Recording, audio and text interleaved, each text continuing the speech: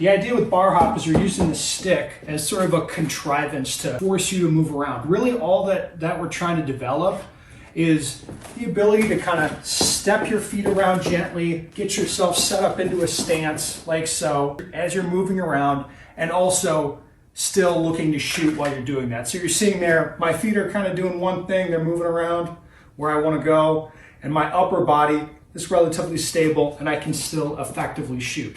At the core, that's what we're trying to do. The stick is just there to give you something to move around. Tip number one is this is about making your movement nice and subconscious. You're not looking at this stick like a fault line where you look at how you'd be assessing penalties or something like that. It's not really about that. I would try not to get too hung up on that part. What it is about is making that your ability to move around a little bit as you're shooting, making that subconscious. The most common tip that I would give you to pay attention to is you want to check your stance at the start and at the finish. So I want to start with my feet spread apart, knees bent, do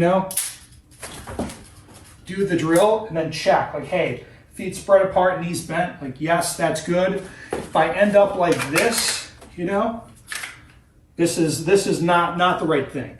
And you want to check that every time. Again, you want to make it subconscious so like when you actually get into a practical setting in a stage or in a match or whatever, where you're moving into a position, you're like, hey, I'm moving over here, the gun's up, and you're going to be subconsciously setting yourself up nice and wide so you can move again while you're still engaging targets up here. That's the place you're trying to take it to. Consciously check your stance when you start and when you finish the drill.